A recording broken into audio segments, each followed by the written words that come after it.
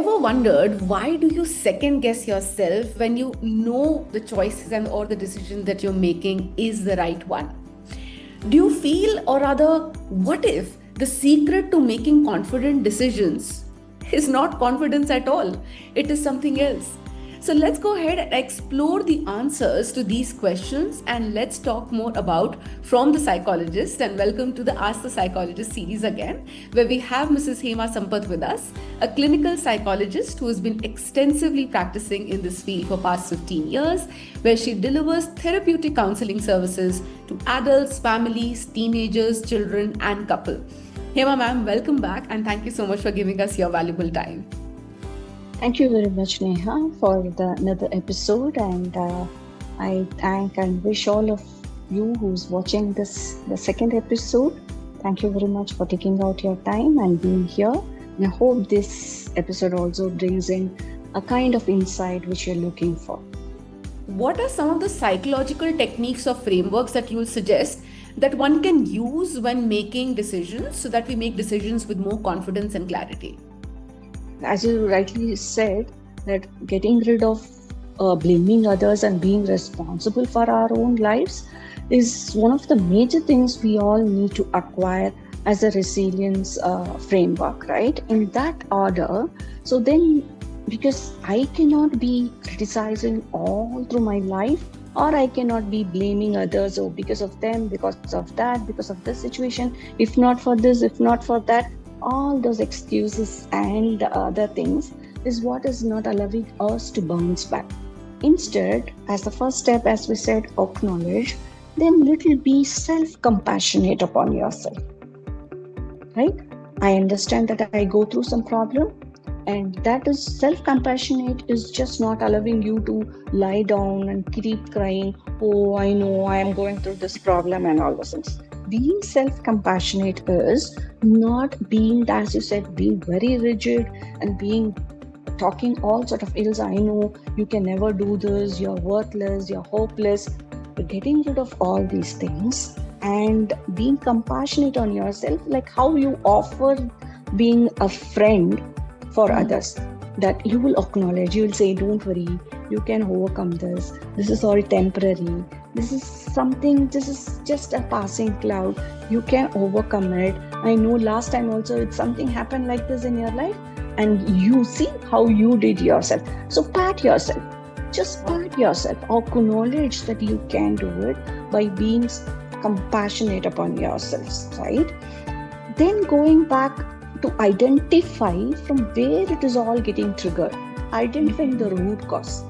So is this some emotion which is from my childhood, or because of this particular person, or because of this particular situation? Am I getting triggered because of this person, or because of this issue, or because of the situation, or because of my own triggers, my own reasons? So that is when we can get rid of passing the buck on others and noticing ourselves that this is my thought, my perspective, because of which I'm going through these kind of regrets or failures, or giving a tag, judging my own self. Oh, last time also this happened. I think it is the same thing which is repeating in your life. Hema, you need to be watchful. Or Hema, you might be mindful of this person. Hema, you don't go there only, na? If you go there like last time, you will again face the failure. So things like this is not going to work. Instead, say, like, you can frame like this every time you say, no, I'm a failure. Instead, try to reframe that, yeah, I made a mistake, acknowledge, but this time I can overcome it. Thank you so much for that. Let's dive into one of the most important aspects of building emotional resilience, and that is how can we make it a part of our daily life or a daily practice. So my first question to you, Hema ma'am, is that what are some of the daily habits that one can build in themselves that can strengthen them, build this emotional resilience? Basically, we go through this emotional setbacks when we feel that we are low, we lose the confidence, self-confidence, and all the stuffs. So to rebuild that confidence, the first and foremost thing I need to do is just get out of the bed, go out, do some sort of exercise, walking, gymming, walking, jogging, yoga, anything like that, which will boost your energy. These kind of exercises also allows us to inhale the fresh air, and that fresh natural air also builds us that resilience, that confidence which was missing in us for some time, during which period we did not do anything, we did not take any action. This action called exercise by itself will boost our energy, and the energy getting inside our system is what is the first step to rebuild our resilience. And the other areas where we can focus is, see, I really don't know what to do. I've taken sabbatical. I just wanted a break. Yeah, engage in some kind of hobbies, gardening, reading books, listening to music, anything which will rebuild the confidence in you. Identify those potentials, work on those areas. That is another area how we can build our resilience.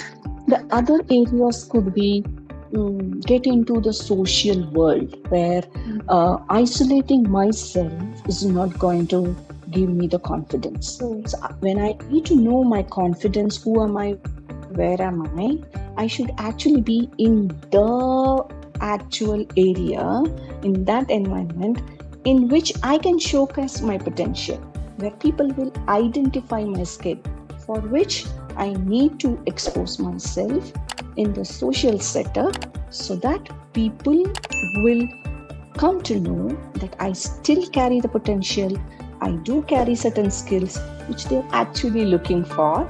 And that time, at that moment when we enter into those spaces, that's where we're going to identify our own abilities and acknowledging our own selves. Yeah, see, I'm still worth about it. I can still do it. People are still looking forward for these kind of actions and activities, and I'm one of it. And sometimes it could be talking to your friends, families, just being in connect with them, not missing out as gossips, as anything which you not being engaged for some time will also boost your energy. And if possible, if you know or if you have learned, sort out a meditation either in the morning or in the late evening. And last and final would be show some gratitude as wherever you are, whoever you are today. You have reached a long way. You have made so many things in your life. Be grateful to yourself and grateful to all the circumstances and environments and people because of which you could reach here.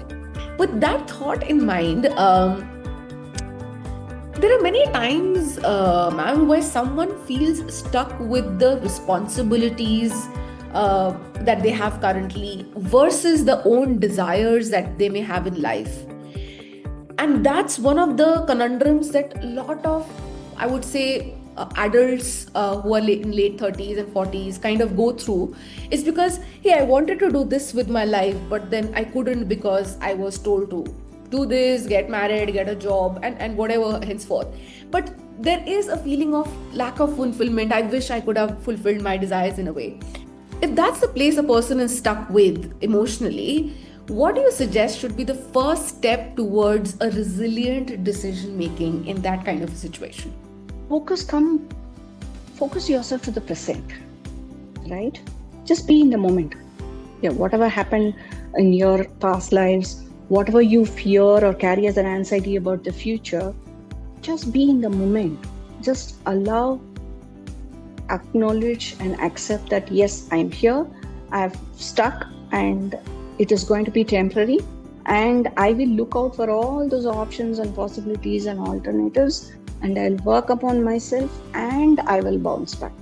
This is one of the most important, crucial, imperative, the decision with which people can bounce back at any lengths and breadths to overcome wherever they are stuck in their life. If needed, go and seek an apology. if you feel that somewhere by seeking an apology that will amend all the things between any two people, if you feel that, hey, I think it is time for me to take a break, I'll do nothing, I'll just relax and enjoy, have fun in my life, and get rejuvenated and bounce back to life.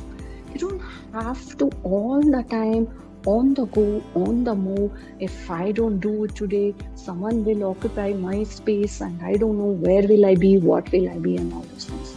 Remember, you're running your own race and not with Usain Bolt. Absolutely. And it's so true. Like you mentioned in the previous episode as well, that we all come from different facets of life. Everyone has different childhood, different parents, different circumstances. So this effort of comparison needs to go, because unless we do that, we would never be able to become resilient and make the choices and decisions with more clarity and confidence. So thank you so much, ma'am. You've shared so much with us in terms of some amazing techniques and tools that we can use instantly to make those powerful shifts in ourselves. So go out there and practice. And thanks again, Hema ma'am, for explaining things with such clarity and such simplicity, because this is also one of the things that we feel if we have to change ourselves, things have to be more complex. But it is so simple, with simple breathing, with simple meditation, simple being careful of the thoughts and the conversations that we have ourselves. So go out there and practice with what Hema ma'am has shared with you, with simple and enabling techniques. And if you want to reach out to Hema ma'am for any therapy and counseling sessions, I'm going to leave all her details in the description. And if you have any other questions, definitely write them in the chat. This is your friend Neha Beotra, who will always remind you you're way stronger than you think.